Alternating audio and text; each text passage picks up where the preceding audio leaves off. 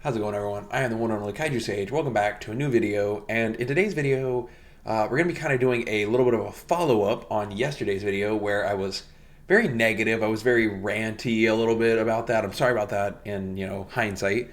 I was very ranty and negative about Ruthless. I should have been a little bit more, positive about it, but I was just reading all of it, and it all just kind of piled on me, and I was just like, oh my gosh, this looks terrible. But it's okay. I think it's going to be better than I think it is, and I think it will be fun to try and overcome the challenge of it. So, in that spirit, today let's talk about some build concepts, some loose build ideas. I'll try to actually polish out the tree here for this idea and a couple of other trees that I want to talk about for some general good ruthless builds that I think will do pretty well.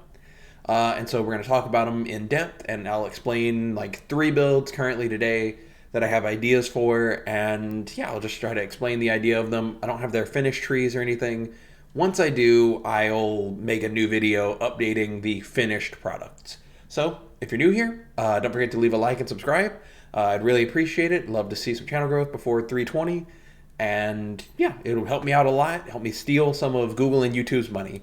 So really appreciate it. Anyway, let's dive in talking about some builds that I think will be good to play in the Ruthless League. So, first video or first first build up is the one that I have on screen here. It is a pretty much just a generic Inquisitor. This is a generic life regen based Inquisitor. Life regeneration, life armor.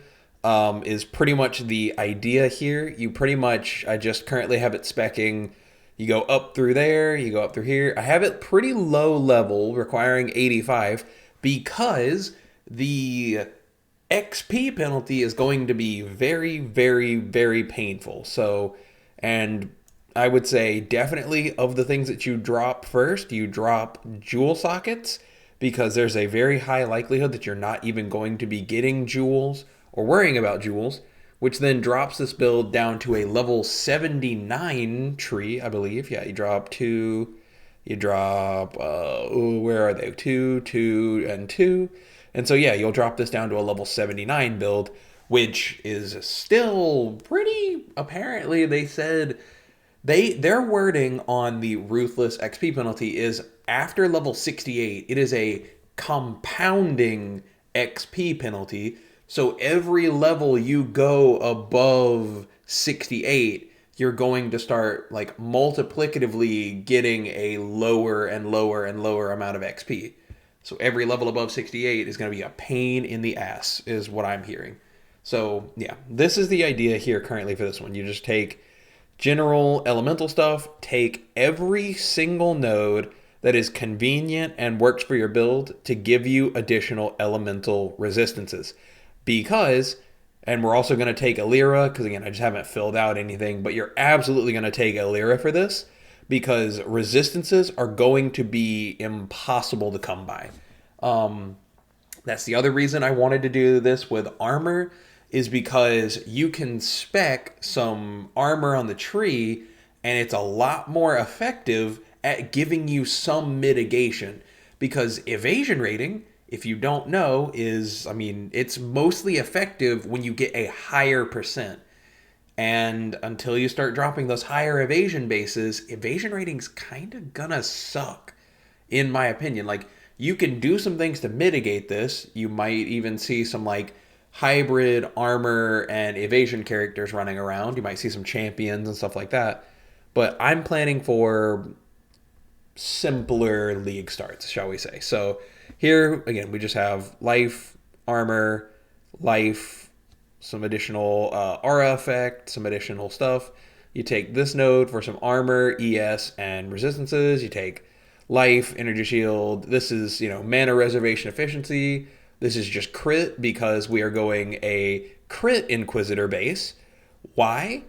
Because in Ruthless, remember, there's going to be a gem scarcity. So if you are trying to go something like what I'm going to talk about in a minute, I'm going to talk about a chaos dot occultist, which will still do pretty well, but it's going to struggle a bit more. I wanted to talk about this one first because I have the most confidence in it.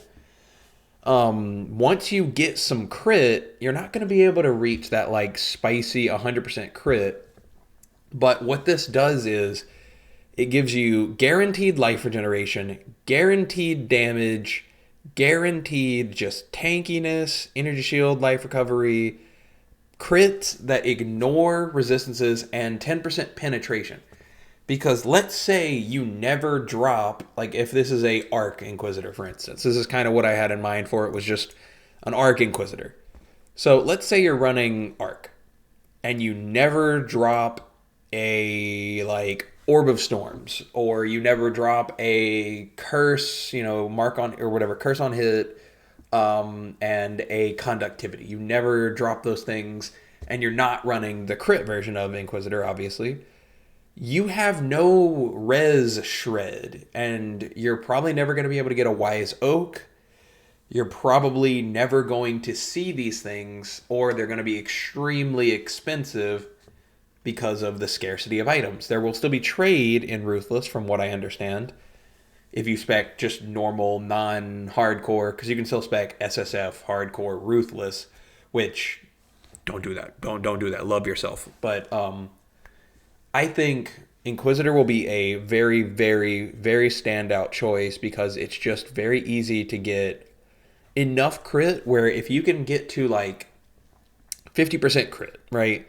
Let's say you get to 50% crit, you are rocking an Arc build or some kind of hit-based build, you just spec spell crit, you spec a little bit of power charge here so you can get the spell damage, you spec crit damage, crit, and then you have most of the damage you need. And what I did here, because they said that there's going to be I marked off it, the +3 to crit supports, because you're probably going to try and get a crit chance support and a crit damage support, which those shouldn't be terrible. It's hard to say how the meta and market of Ruthless will form. It's going to be very different than normal Path of Exile. But assuming you can get those 2 support gems by trade or by drop, this will help you a ton. +3 gem levels will be insane because of the gem XP penalty along with your own XP penalty. And yeah, I mean, that just helps. And assuming you're able to get a Zealotry and a Precision, you're probably going to be good. Like, you'll probably try to run, like, realistically, you're going to probably be running but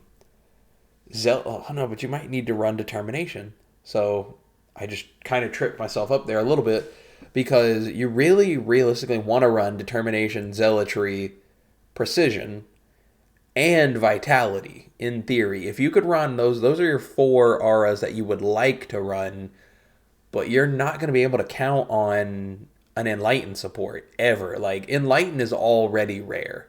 If they even allow Enlighten support to even drop in Ruthless. So I don't know. That one's something I'll work out later. Again, I'll work on the finished product of these for the next video sometime next week. I'll make that after I've had some time to plan it out. Let's move on to the next tree idea, which, here, let me just, I didn't even save this. We'll call it Ruthless Inquiz. Close enough. So the next tree idea is something to the tune of a Occultist, right? We're going to talk about Occultist, because Occultist has enough like penetration and minus res shred. So I'm thinking about doing a Chaos Dot Occultist. The problem and slight worry with this is that it is very, very much gear dependent, gem level dependent, but you do get a lot of very convenient things. Like, you can apply triple curse, so you can run a triple curse Bane and get some like very nice like things. You can have hex proof explode, or yeah, hex.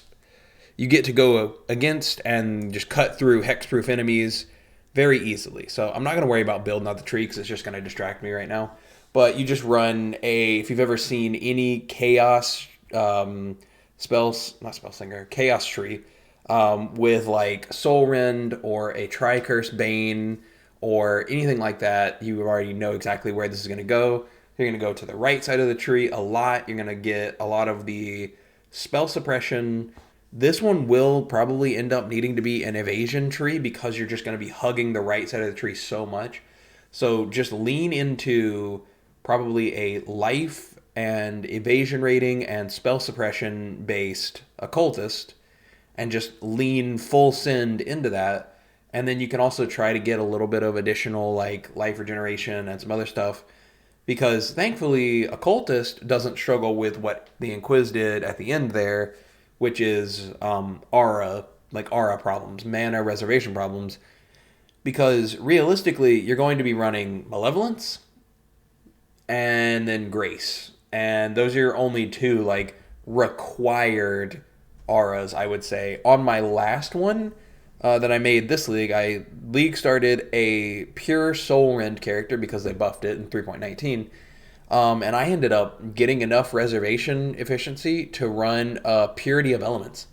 That actually felt incredible because I got the ailment immunity, the additional elemental res, and that might honestly be your goal for if you can get enough reservation efficiency in Ruthless to do that, which is going to be very difficult given that you won't really have Enlighten and you'll probably have to just power farm for a Devouring Diadem, and even then that still might not be enough. But I'll work it out in the tree, I'll map it out a little bit, and I'll let y'all know next week.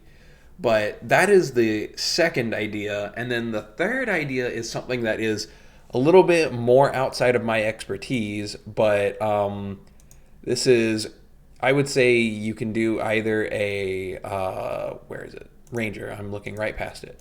I would say probably doing a Raider of some kind is probably going to be your friend, because Raider has a lot of just built-in utility. You get 40% spell suppression just right there, flat off the bat. You get ailment avoidance, so you get that. You get a nearby enemies have minus fire, cold, and lightning while you are phasing, and because of this node, you're always phasing. And then you just take.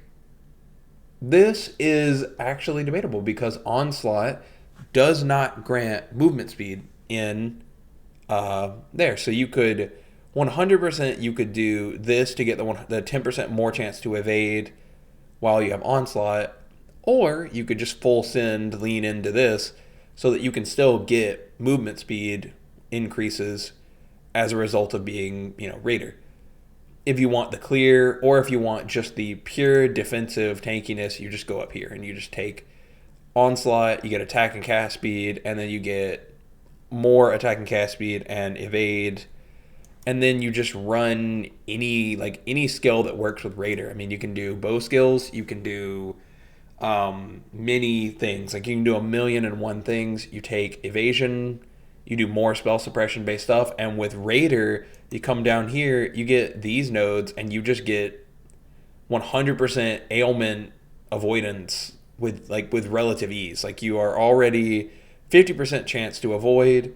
You come over here, and this is 10%, this is 20% of each, and then this node gives you the additional 20%, so that's 50 of each, and +1 all max res. So Raider, with just coming down here, getting that, you will probably path one way or another up to here, or just through, getting these nodes up this direction. You'll have 100% spell suppression really, really easily with Raider. So I think Raider is a standout choice, but I just don't have enough know-how about Raider. I know Lightning Strike Raider is very, very strong, and that might be a strong option, but it's also very gear dependent and very, very scaling dependent. You need a lot of stuff to make it pop off. So I don't know. That'll take a little bit more planning, but those are probably the 3 builds that I'm going to make and work on and start gaming out a little bit about, making it work for Ruthless and mapping them out for the best possible idea of how can I make this work with no gear, no gems, with in theory, and how do I make this happen? So that's the idea. Let me know down below, what do you think would be the best class and ascendancy to play in Ruthless? What do you think you'll be playing in Ruthless if you're even interested in going to play Ruthless? Let me know down below. I'd love to hear from you, and if I like your comment, I'll give it a little heart. Don't forget to leave a like and subscribe if you're new here. You know, I'd love to, like I said, love to see some channel growth and grow it as much as possible before 3.20 starts. And yeah, I hope you all enjoyed the video, and I will see you all for a new video tomorrow, and I hope you have a great day.